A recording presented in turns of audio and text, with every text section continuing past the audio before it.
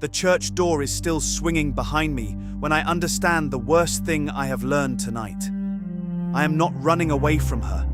I am running toward the only person who already knows my name and has known it longer than I have been alive. Listen, the bell has not rung yet. While it stays quiet, you and I still have a little time. Some books keep the days. This one keeps us.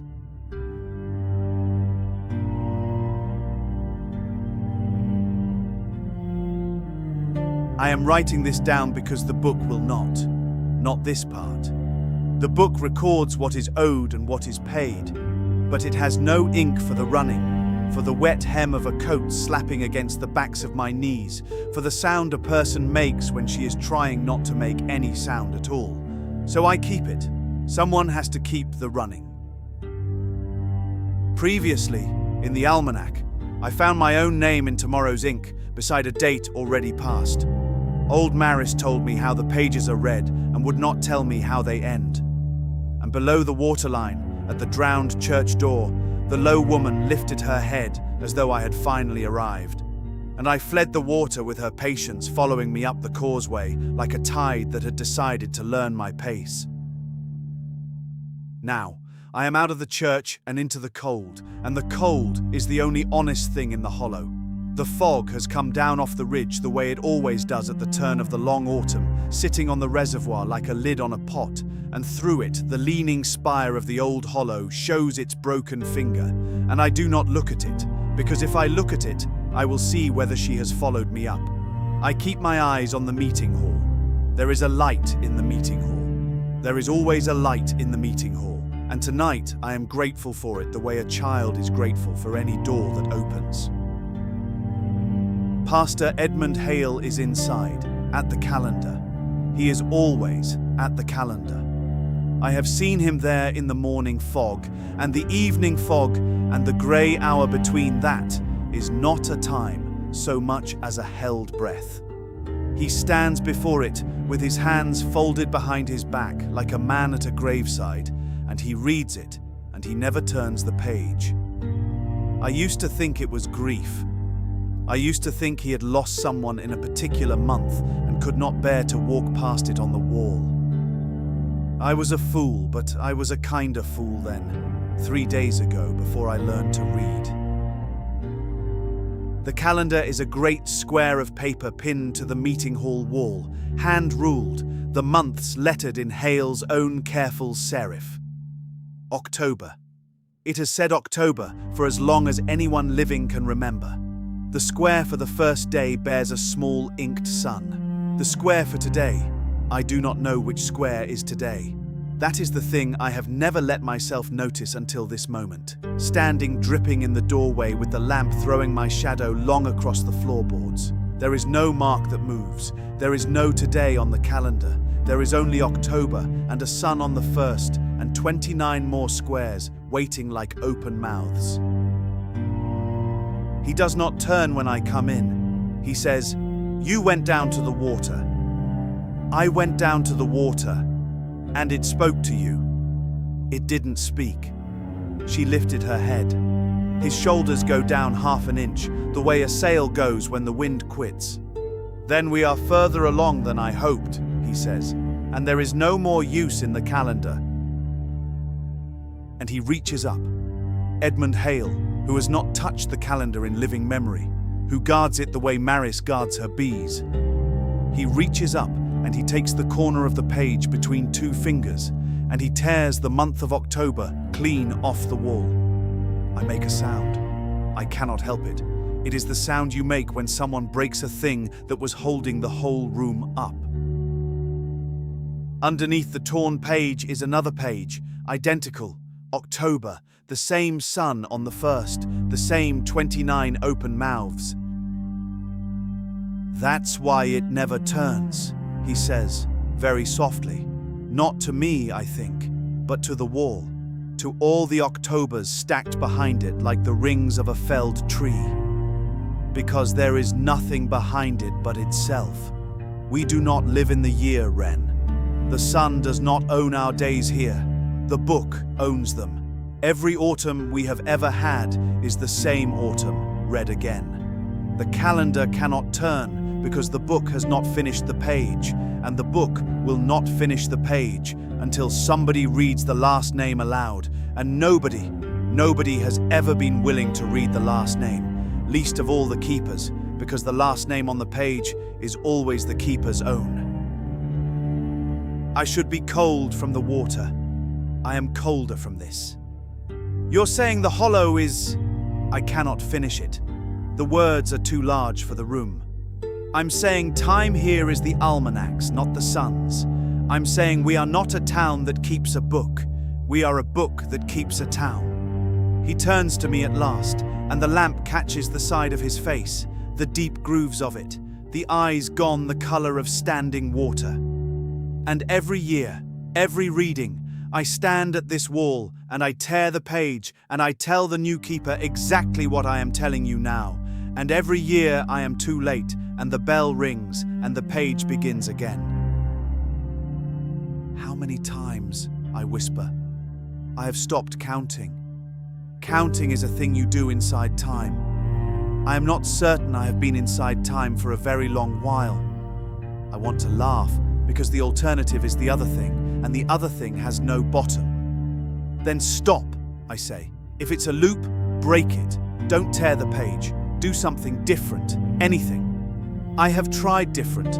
Different is also written. There is a square on that calendar for every choice I have ever believed was mine. He says it without bitterness, which is the worst way he could have said it. There is only one act the book does not already contain, Wren, because it is the one act that ends the book. You have to read your own name, out loud. At the hour it is written for, you have to let the page finish. And then the autumn ends. He almost smiles. I have wanted to see winter for longer than you can imagine.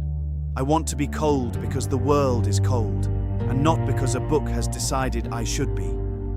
I think of the low woman at the church door, patient in the green dark. There was a keeper before me who wouldn't read it. Yes? What happened to her? She is still waiting at the door for someone to read it for her. She refused her name, and a name refused does not go away. It only goes down. It becomes the place the book keeps its accounts. She is the index now. That is what happens to the ones who will not be finished. You don't escape the page. You become the part of it that holds the others open.